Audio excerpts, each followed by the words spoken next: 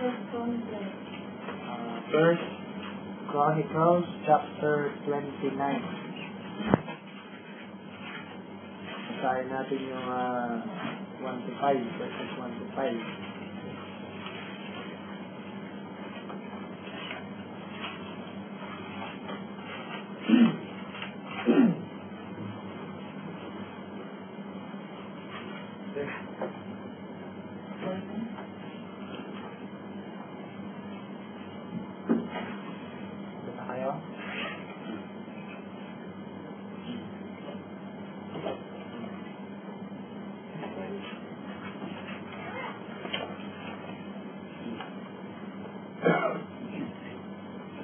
First Chronicles 29 verse 1 to 5. Sabi dito, furthermore, David the king said unto all the congregation, Solomon my son, whom alone God hath chosen, is yet young and tender, and the work is great, for the palace is not for man, but for the Lord God. Now I have prepared with all my might for the house of my God, the gold for things to be made of gold, and the silver for things of silver, and the brass for things of brass, the iron for things of iron, and wood for things of wood, onyx stones and stones to be set, glittering stones and of diverse colors, and all manner of precious stones and marble stones in abundance. Moreover, because I have set my affection to the house of my God, I have of mine own proper goods of gold and silver, which I have given to the house of my God, over and above all that I have prepared for the holy house, even 3,000 talents of gold, of the gold of Ophir, and 7,000 talents of refined silver, to overlay the walls of the houses without. The gold for things of gold, and the silver for things of silver, and for all the manner of work be made by the hands of artificers, and who then is willing to consecrate his service this day unto the Lord. So let's pray. Father in heaven, Lord, maraming salamat muli sa Friday na ito, last day na makapagkatuloy kami sa Saturday, sa Monday, Thursday muli, makita-kita kami. Salamat muli sa pagkakataon na gather kami brethren in Christ, Panginoon. Salamat, Lord. Palitan na mapapag-aralan ngayon, another na kaalaman, another na wisdom na may apply namin, una sa pag-worship sa inyo, malawa sa day-to-day na magagamit namin, sa trabaho, sa family, kung paano kami mag-isip sa bawat sa mga salamat sa muli sa mga souls, Lord, dito sa time na isip nila, sa effort na isip nila, salamat sa muli sa pangalan ng Jesus. Amen. So yung titignan natin ngayon yung word na affection. So nakita natin yun sa verse 3. So bago tayo magpunta doon sa bago natin discuss sa 1 Chronicles 29, muna tayo, mag-build muna tayo ng foundation na bago tayo bumalik dito. So, ang affection ay, ang meaning niya is the state of being affected. So, saan po ba manggagaling yun? So, word na affect. Or sa number 2, passion is ang meaning niya. And then, yung number 3, absent of mind, event of mind towards a particular object. Sa Webster's 1828, marami siyang meaning na binigay, but tatlo lang yung inano ko. So, yun nga, the state of being affected. So, ang affect, saka yung effect, minsan lagi silang napapagpalit. So, ang affect means make a difference to change. So, yun yung example is the change will affect everyone. Tapos yung effect means either a result. For example, the drug has a pain-killing effect. So yung effect is, alam mo na agad yung magiging result. Or sa pang meaning ng effect is bring about a result. So, he effected a cost-cutting exercise. So, he effected. So, yun yung nakagad yun. Effected, yung nakagad. Yun yung ano. So, yung pagkakain nila, yung affect is, so, may changes, pero hindi pa alam. Hindi pa sure yung ano. So, yun yung ano natin, titignan natin. So, nakita nga natin, yung affection is, kung i-apply natin sa pag-aaralan natin ngayon, ang affection is, mame-measure siya on how we desire to be affected by the things of God. Hindi naman natin pag-aaralan yung vile affection, ano ba yung without natural affection, inordinate affection. So, ang tinutukoy ni David dito is, yung affection na patungkol sa Diyos. Hindi na naman siya mag-set ng affection na vile affection. Ganyan naman hindi ano. So, yung affection natin is, yun nga, sabi ko nga na mag-measure yun kung gaano natin dinisar na ma-affectuhan ng mga things for God. Hindi yung pagkagising mo, may affection ka na kagad sa Panginoon. Na pagkaupo mo is, parang feel ko na magkaroon ng affection. Hindi, ganun yun. Yung affection is, nabuo yun dahil sa kung ano yung mga gusto mong dinidesire mo na gusto ko ma-affected ng ganitong things. And then, yung sabi ko nga, ang affection is hindi yun sa base ng feelings, hindi yun based on feelings, but yun ay based kung ano yung understanding sa Diyos, at mamaya makikita natin yung kung sinaniniwalaan mo ba yung mga sinasabi niya. So, yun yung affection. Tapos, nakita rin natin mga sa verse na it is our choice kung alin yung mga things kung saan tayo ma-affected by. So, choice pa rin natin yun. So, kasi nga, may titignan din tayo dito mamaya sa may dalawang senses na ginamit ang Panginoon para magamit yun para ma-affected tayo. So, yung mga dalawang titignan natin. So, choice pa rin natin yun. So, sabihin ko na nga yung dalawang choices, yung seeing at saka hearing. So, nasa sa atin pa rin yun kung paniniwalaan natin yung narinig natin. Paniniwalaan natin yung nakita natin. So, punta tayo sa Acts 14. Acts 14.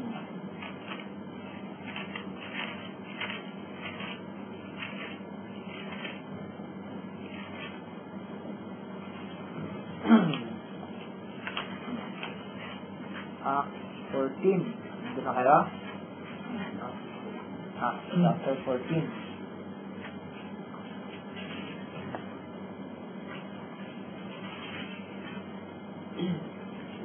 Acts 14 verse 1, and it came to pass in Iconium that they went both together into the synagogue of the Jews and so spake that a great multitude both of the Jews and also of the Greeks believed. But the unbelieving Jews stirred up the Gentiles and made their minds evil affected against the brethren. So, may naniwala at merong hindi naniwala. So, tendency ng maniwala, tendency namang hindi maniwala is apektuhan yung i-pollute yung mind ng mga Gentiles ngayon. So, dalawa lang naman ang babagsakan mo kung hindi ka maniwala sa word of God. Ang babagsakan is vile affection, which is, tignan natin sa Romans 1. Natin yun. Kapag nireject talaga natin ng word of God, hindi naman tayo sa magandang affection mapupunta. Hindi magandang affection yung mabubuo sa atin. Tignan natin sa Romans 1. Natin ba?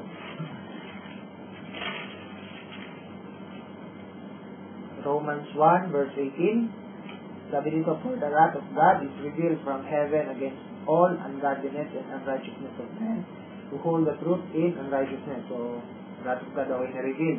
Because that which they may be known of God is manifest in them, for God hath shewed it unto them. So, pinakita sa kanila. For the invisible things of Him from the creation of the world are clearly seen, being understood by the things that are made, even His eternal power and Godhead, so that they are without excuse. Because that when they knew God, they glorified Him not as God, neither were thankful, but became vain in their imaginations, and their foolish heart was darkened. So, kilala na yung Diyos, pero hindi nila ginolify siya. So, ano yung tendency na mangyari sa mga taong gano'n? Nire-reject nila ang Diyos.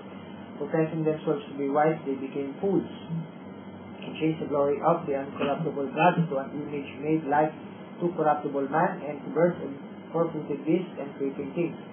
So, yun yung nangyari sa kanila. Pag nireject nila yung true and living God, gagawa sila ng Diyos-Diyosa nila. Wherefore God also gave them up to uncleanness through the lust of their own hearts to dishonor their own bodies between themselves, who changed the truth of God into a lie and worship and serve the creature more than the Creator, who is blessed forever. Amen. For this cause God gave them up unto vile affections. So, na sa nireject na nila yung word of God, yung totoong Diyos, kinabawag sa na vile affections.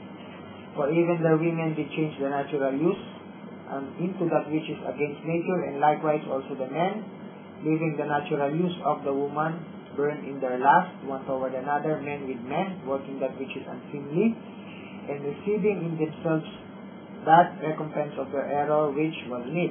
And even as they did not like to retain God in their knowledge, God gave them over to a reprobate mind to do those things which are not convenient, being filled with all unrighteousness, fornication, wickedness, covetousness, maliciousness, full of envy, murder, debate, deceit, malignity, whisperers, backbiters, haters of God, despiteful, proud, boasters, inventors of evil things, disobedient to parents, without understanding, covenant breakers, without natural affection.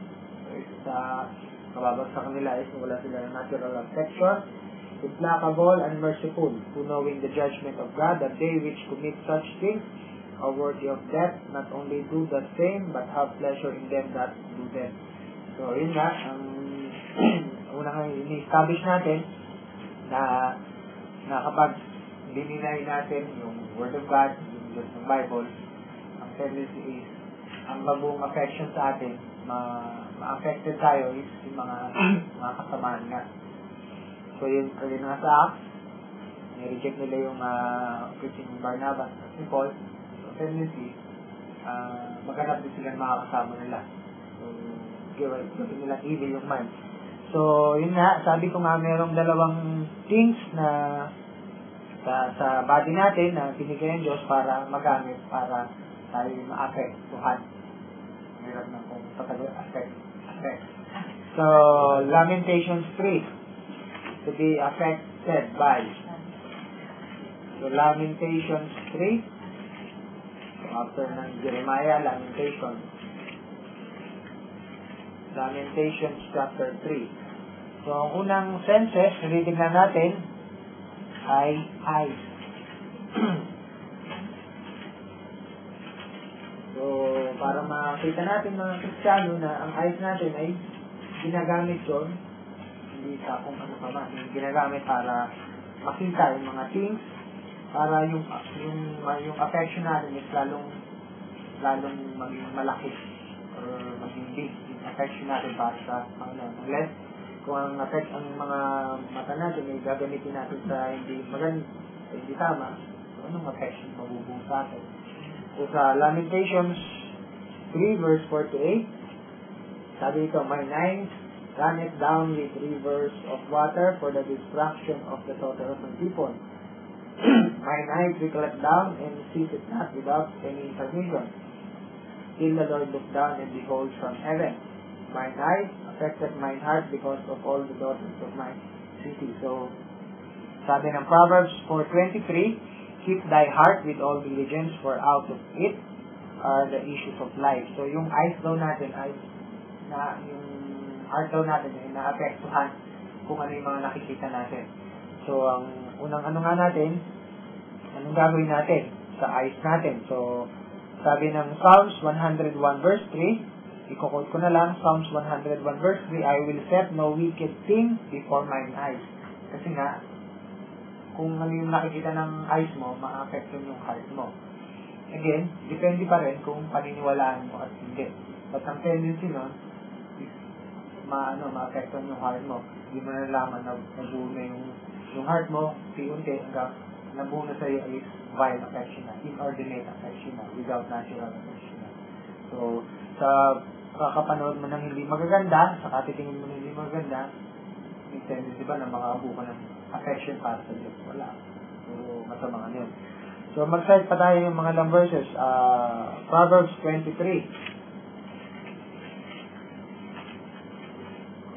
So, keep thy heart with all diligence, for out of it are the issues of life. So, paano natin i-guard yung heart natin? Siyempre, una yung mata natin. Tignan natin yung mga tinitignan natin. Proverbs 23. Proverbs 23 verse 5. Wilt thou set thine eyes upon that which is not? For riches certainly make themselves wings, they fly away as an eagle toward heaven. Kung ang eyes natin is nakafocus lang sa riches, ang tendency ng heart natin, magiging ganun din. So, yung affection natin is lagi pupunta lang sa riches. Lahat ng time natin, bibigyan natin para tayo maman, para tayo makamili ng ganito. Sabi nga ng na, for where your heart is. And then, Psalms 119. Psalms 119. Psalms 119, verse 148. So, ito rin dapat na ginagawa natin. Dito natin sineset yung eyes natin. Psalms 119 verse 148, mine eyes prevent the night watches that I might meditate in thy word. So, ano bang nangyayari kapag kagabi na? Tapos magbabasa ka ng word of God. So, my tendency is okay ka na. So, dapat i-prevent mo na para nakakapag-meditate ka ng word of God. So, kung walang prevention talaga, tendency namin na ito ka na, tulog ka na, hindi na nakapag-ano. Prevention is better than cure. Prevent mo na kami na handa mo na natutulog ka ng maaga, natutulog sa time ka, so hindi mo inaabuso yung mo. Naghahandaan mo kasi gusto mo mag-meditate, ito purpose mo talaga. So, Romans 12, ako tayo mali sa eyes. Romans 12, saka 1 John. 1 John chapter 3. Romans 12.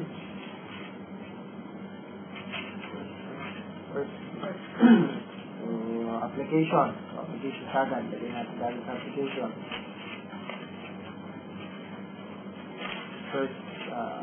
Romans 12 and 1 John chapter 3. So, nandun na kayo sa Romans 12. So, Romans 12 verse 10, sabi dito, be kindly affection one to another with brotherly love, in honoring, preparing one another. And then sabi ng 1 John chapter 3 verse 17. 1 John chapter 3 verse 17. But whoso hath this world's good and seeth his brother have need, and shutteth up his bowels of compassion from him, how dwelleth the love of God in him. So, again, yung para ma-get affected tayo is, ginamit na natin yung eyes, nasa atin pa rin kung paniniwalaan natin yung mga things. So, nakita nga natin yung brother natin na kailangan niya, then shutted up yung bowels natin. So, hindi tayo naging affection, hindi tayo naging, sabi doon, kindly affection one to another. Kasi, nasa atin pa rin kung ano yung nakita natin, paniniwalaan ba natin. So, tayo ba yung ma-affected by sa nakita natin sa brother natin. So, nasa atin pa rin yung choice. So, hindi ko na-alin yung isang verse dito. So, tignan din natin yung Galatians 4. Tignan natin. So, hindi naman Galatians 4. Okay.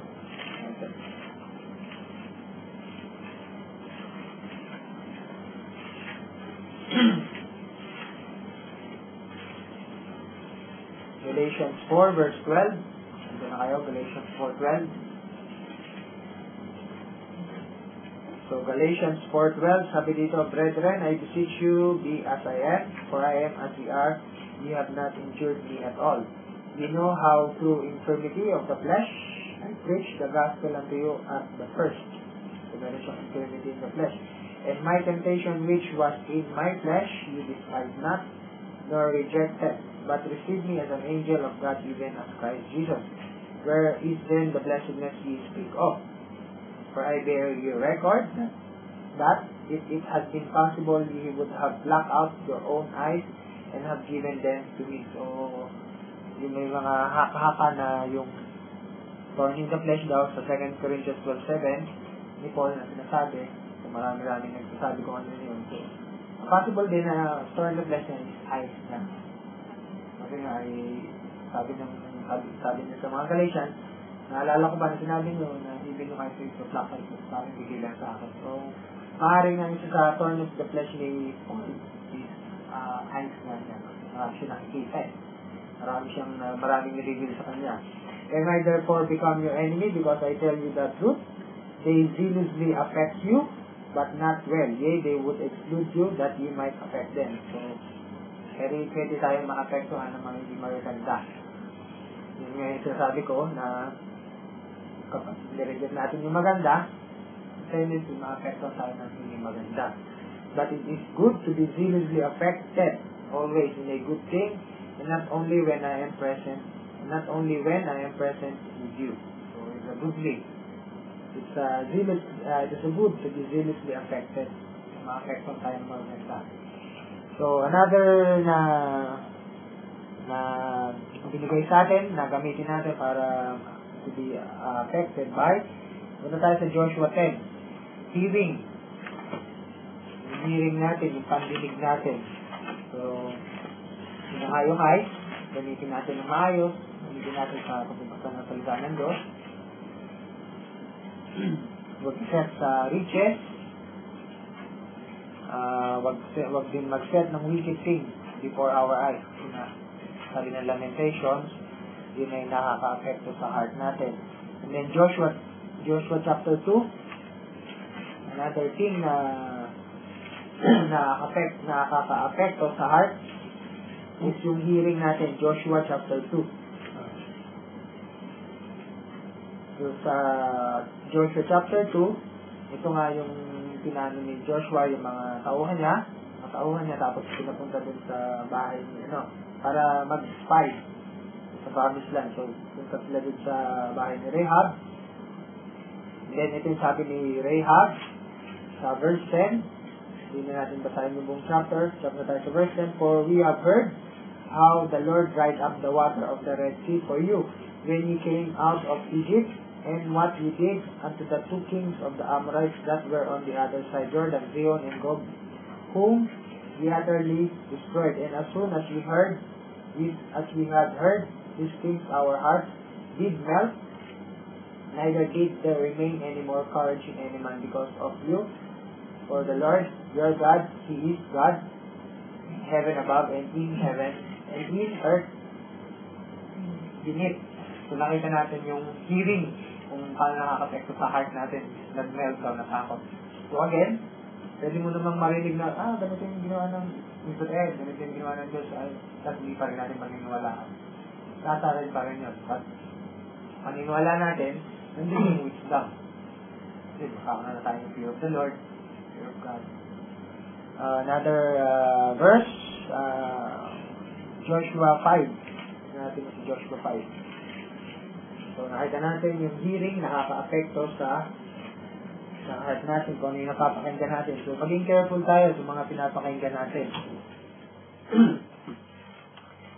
Joshua 5, verse 1, And it came to pass when all the kings of the Amorites which were on the side of Jordan westward, and all the kings of the Canaanites which were by the sea, heard that the Lord had dried up the waters of Jordan from before the children of Israel until they were passed over, that their heart melted, neither was there spirit in them anymore because of the children of Israel. Takot sila. Another example, punta pa tayo sa Jeremiah, 2 Kings. Parang tayo naman, 2 Kings.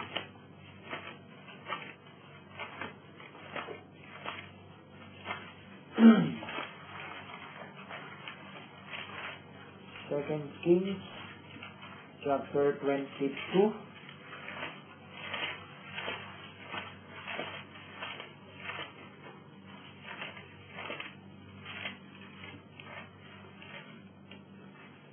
Second Kings 22.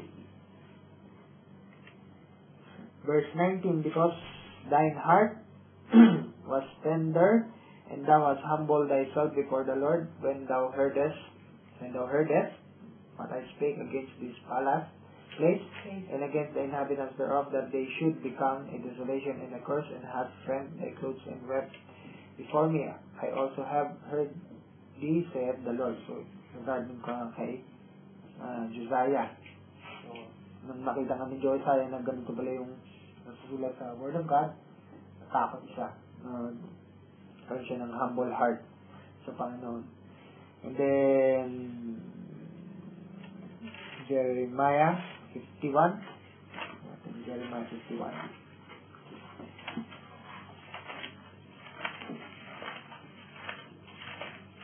Mga puro Word of God yung narinig natin, mga preaching. Yung affection natin, yung nabubong affection sa atin is maganda. Pero mga puro chismis, mga balibalitang wala namang katuturan. So, tendency na sa atin, ang affection na mabuo sa atin is mga vile affection. So, sa Jeremiah 51, verse 46, now verse 45, Jeremiah 51, 45, My people, go ye out of the midst of her, and deliver ye every man his soul from the fierce anger of the Lord. And lest your heart faint, and ye fear for the rumor that shall be heard in the land. A rumor shall both come 1 year, and after that in another year shall come a rumor and violence in the land, ruler against ruler. So, ina-warning nga nila, pero kung hindi sila maniwala, ano pa rin, mag-disword. So, nasa atin pa rin kung ano yung paniniwala ba natin o hindi yung sinasabi ng sulda ng Diyos. And then, Daniel 6. Daniel 6.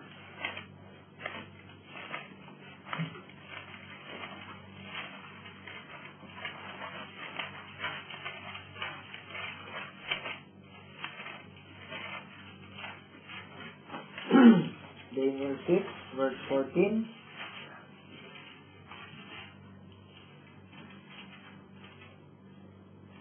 So, Daniel 6, verse 14, Then the king, when he heard these words, was so displeased with himself, and set his heart on Daniel to deliver him, and he labored till the going down of the sun to deliver him. So, instead na mag-repent, nagalit kay Daniel na nagsabi ng ano. So, Luke 8. Luke chapter 8.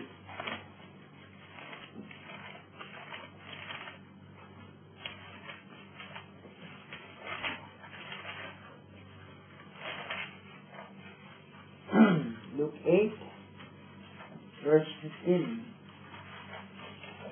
Luke 8, verse 15. Luke 8:15. But that on the good ground are they which in an honest and good heart, having heard the word, keep it and bring forth with patience. So, yun yung mga nag-bring ng fruit. Merong honest and good heart. Yung narinig nila, kinip nila, ginawa nila. So, yun yung mga nag-bring ng fruit. And then, Acts 5. Acts chapter 2. Sorry, Acts chapter 2. So, after nito, punta na tayo din sa 1 Chronicles 29. Acts chapter 2.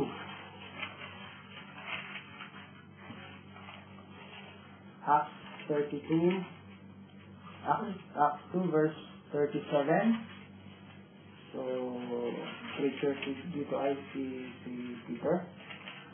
So, Acts 2:37. Now when they heard this, they were pricked in their heart, and said unto Peter and to the rest of the apostles, Men and brethren, what shall we do? So, yun. Nung marinig nila yung preaching ni Peter, so nag-prick yung heart nila. So, nagkaroon ng conviction. Acts 5.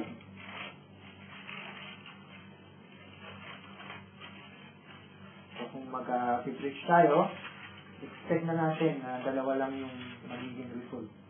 Either mag-preach yung heart nila. Ito yung example ng isa. Acts 5 verse 33. Acts 5:33, when they heard that they were cut to the heart and took counsel to slay them. So, patayin yung mga preacher. So, sana tayo mga Bible believer, kung ang mga sins natin ay matouch, huwag naman tayong cut to the heart. But mag-preach tayo, mag-repent tayo. Tanungin natin anong kailangan namin gawin. But dito, marinig nila yung mga patungkol sa kanila, mga kasalanan nila. So, cut to the heart ng ginamit na word. So, Acts 5, Acts 7. Acts 7.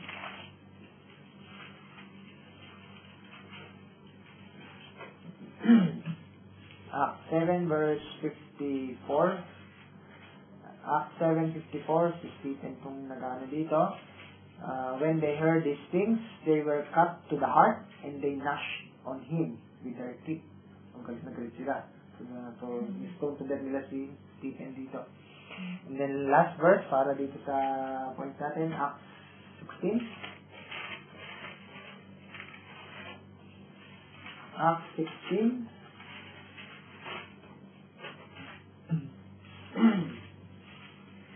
So, sa Acts 16, verse 14, and a certain woman named Lydia, a seller of purple of the city of Thyatira, which worshipped God, heard us, narinig nila si Paul na nag-preach, whose heart the Lord opened, that she attended unto the things which were spoken of Paul. So, kung makikinig tayo sa preacher, so, i-open ng Panginoon yung heart natin. Then, mag-a-attend tayo, mag-a-act tayo according sa things which were spoken of Paul. Mag-a-attend tayo, mag-obey tayo. So, balik na tayo sa 1 Chronicles 29.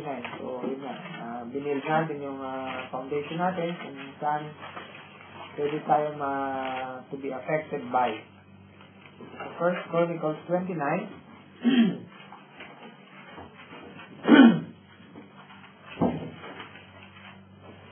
So, dalawa yung means. So, kung mabulag tayo, ano pa tayong hearing? Hindi natin pwedeng i-reason, Lord. Paano ba ako makakapakinig pa ng balitaan mo? Paano ba ako makakaano? Siguro, kung mabingi ka, magbabasa ka pa ng siguro. Bira mo siguro yung quote na pero meron. May brain pa rin. Parang pa rin. Parang yung reading. Brain pa rin. So, walang reason talaga. Napakaano ng ngayon. So, sa 1 Chronicles 29, yung word na affection, so, yung first mention ng affection ay dito makikita sa 1 Chronicles 29. So, kung gusto kung ano ba talaga yung dapat na affection na bigay natin sa Panginoon, dito natin makikita kung paano nagano si David. So, as yun nga, yung paggamit ng built-in dictionary, malalaman natin kung paano yung affection na binigay ni David dito. So, verse 2, makita niyo yung, now I have prepared with all my might for the house of my God. So, kung i-underline niyo yung the house of my God, for the house of my God, sa verse 3, inulit ulit, because I have set my affection to the house of my God. So, makita mo na kagad doon yung kung paano yung affection is siniprepare niya with all my might for the house of God. So, yung ganun siya nag-act sa affection niya. Nag-prepare siya ng mga things for the Lord with all His might. And then, nakita pa rin natin dito sa verse 2, verse 3, sorry, I have of mine own proper good of gold and silver which I have given to the house of my God. So, makita niyo yung setting ng affection niya is nandun yung giving. Binigay niya yung mga meron siya. Tapos, over and above all that I have prepared for the holy house. So, yung makita niyo yung affection ni David is over and above all. Walang makakapantay dun sa binigay niya. So, ano yung mga lessons na makakuha natin dito? So, how David set his affection. So first, nag-build na tayo kanina ng foundation na yung seeing, hearing is para mabuo yung mga patungkol sa Diyos, malaman natin. So, unang-una, kilala ni David kung sino yung paglalaanan niya ng affection na yun. Na-describe na sa verse 11, both riches and honor come of this, and thou reignest over all, and in thy hand is power and might, and in thy hand it is to make great, and to give strength unto all. Now therefore, our God, we thank thee and praise thy glorious name. But who am I, and what is my people, that we should be able to offer so willingly after this sort? For all things come of thee, and of thine own have we given thee. For we are strangers before thee, and sojourners, as were all our fathers. Our days on the earth are as a shadow, and there is none abiding. So, yun. Unang-una, dapat may understanding ka sa Diyos mo. May pagkakilala ka sa Kanya. Unless kung hindi mo siya kilala, bakit mo naman isa-set yung affection mo dun sa hindi mo naman kilala? So, marami ngayon, tayo nga sa Christians, nabasa nga natin kanina, marami yung affection natin, sineset natin sa mga wrong, na wala namang benefit, kagaya ng riches, sa wickedness. So, ang mabubong affection natin is vile affection, inordinate affection. Another thing na makikita natin dito is, kung makikita nyo is, yung prefer with all his might. So, yung isa sa definition ng affection ni David dito. Prefer niya lahat. Prefer with all his might. So, yun yung nagagawa ng may tamang affection. Lahat ng might niya ay tinagandaan niya yung temple of God niya. Talagang gusto niyang mag-build ng house. So, yun yung nagagawa ng merong tamang affection sa Panginoon. With all might, lahat na.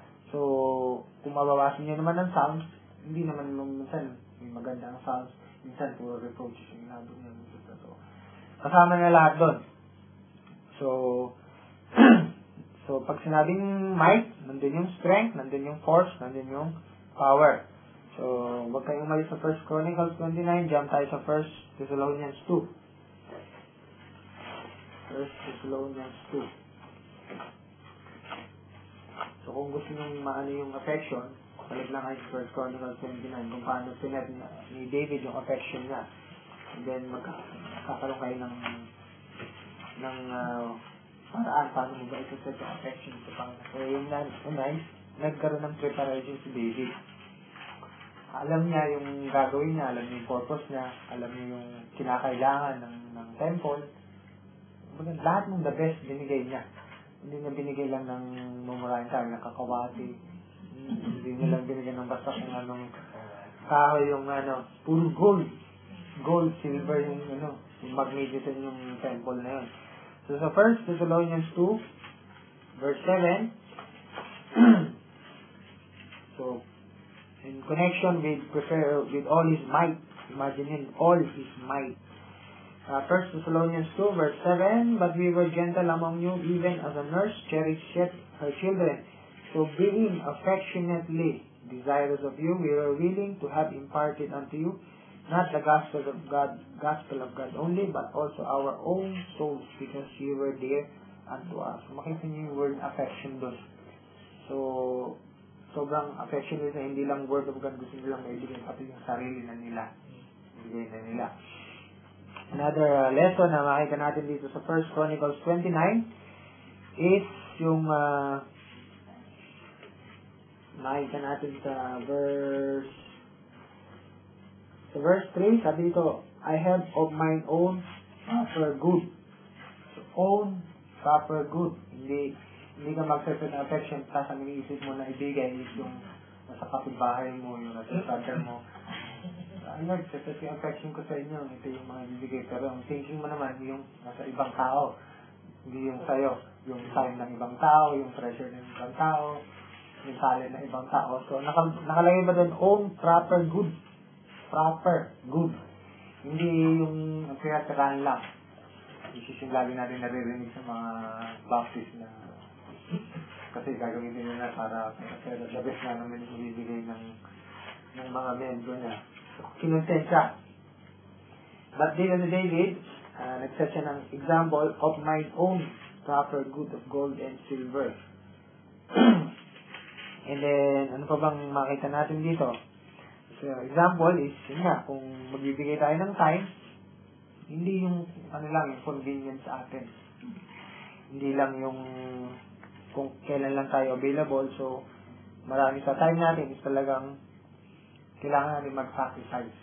So, kung may alam natin ito, itong ganitong oras ng Bible study, so, nagsaset na tayo ng time, nilolong na kagad natin. Yung affection natin is nandito nga. So, nasulat ko nga dito na habang ginagawa ko dito is naging example mo nga si Carlo. So, affection niya is may affection siya dun sa wedding. So, piniprepare niya lahat. Piniprepare niya yung mga things na kailangan. So, hindi siya nagbibigay ng basta-basta lang. Iniisip niya yung the best. So, nag-acquire siya ng mga knowledge, ng understanding. Tapos, yun nga, nag-save ng money. Sa lahat. So, nandun kasi yung affection mo eh. Kung nandun yung affection ng isang tao sa isang bagay, so, binibigay niya own proper good. Hindi siya nagbibigay ng ano lang. Tira, utang, loan, or something na. So, yun the best talaga na alam niya na pinaghirapan niya yun.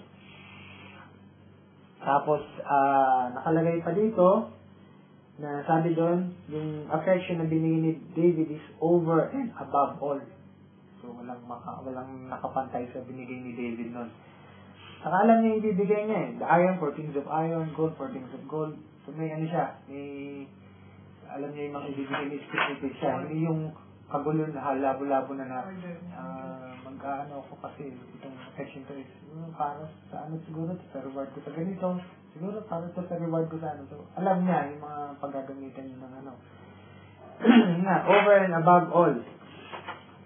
So, hindi lang ano, hindi puro lip services si David yung ginawa niya dito. Marami ngayon nga na yung example is yung pastor na mag-commit kayo ng something for money. Pero siya, hindi nagbigay, ni kusing.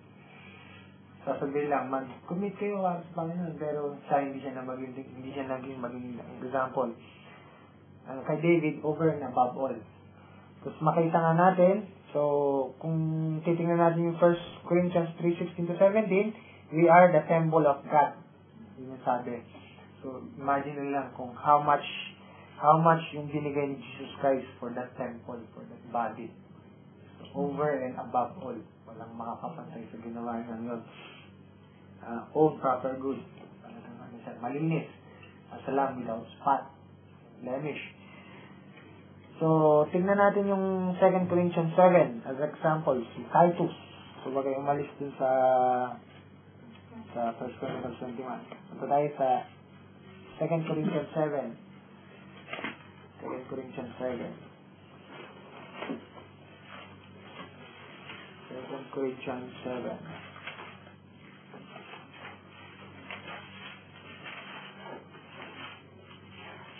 2 Corinthians 7. So, si Titus, isang magandang example dito. Basahin natin yung verse 14.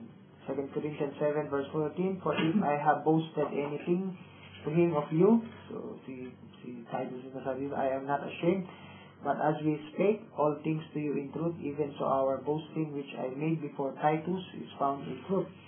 And his inward affection is more abundant toward you, whilst he remembered the obedience of you all, how with fear and trembling ye received him. So yung ano daw ni Titus, inward affection is more abundant. Abundant yung ano niya, affection niya, inward abundant. Described. So makita nga natin sa verse 5, after na naging set ng example si David, na ganito yung pinagandaan niya, ganito yung pinakita niya yung affection niya sa temple na gusto niyang mabuild. Nag-prepare siya ng gold, silver, wood, so lahat ng kinakailangan niya. So, ang tanong niya sa verse 5, and who then is willing to consecrate his service this day unto the Lord? So, hindi ba nakaka-encourage na magbigay? Kasi may naging example na eh. Isa naman yung mga pastor na i-surrender niya yung buhay niya sa Panginoon. Pero siya, hindi naman nakasurrender. Yan yung lahat ng ano niya. Pero siya, hindi naman nakasurrender. So, hindi siya magandang example. So, contrast sa ba, kailangan tayo mag-grace ng fan para sa kapatid na to. Pero siya, hindi bigay. Kasi kanya, may sabi sa trabaho. Hindi niya willing. Gusto niya lang na makita ng siya'y mabait, pero yung own proper good niya, hindi niya binigay. Hindi niya kaya nabanggit sa prayer. So, lesson dito, lesson na natin, so kung gusto natin mag-encourage sa someone na iset yung affection nila sa Panginoon, so, dapat, katulad ni David, do it first. Gawin muna natin. Iset yung affection sa Panginoon. Pero tayo, hindi nagsasalita is, hindi naman nakaset yung affection. Sabihin ba natin, mag-pray kayo, no? Pero tayo, hindi naman tayo nag-pray hard. Hindi na tayo nagbibigay ng time yata. Basahin niyo yung Bible niyo palagi. Nandun yung natin, yung kalakasan natin. Pero tayo, hindi naman natin binabasa. Hindi pa nga natin mabasa from cover to cover. And then, magbigay kayo ng thanks pa na. Pero yung pagbibigay natin is hindi naman tayo nagbibigay. Mag-witness kayo, kaluluwa, pero tayo, hindi pa nga natin maranasan yung reproach. Hindi pa nga tayo hindi nga tayo nag-witness or hindi nga tayo nag-go out. So, punta tayo sa Matthew 23. Tingnan na natin yung verse na yun. Ang sabi ni Jesus Christ sa mga hypocrite. So, Matthew 23. Matthew 23 verse 4. So Matthew 23 verse 4, sabi dito, for they bind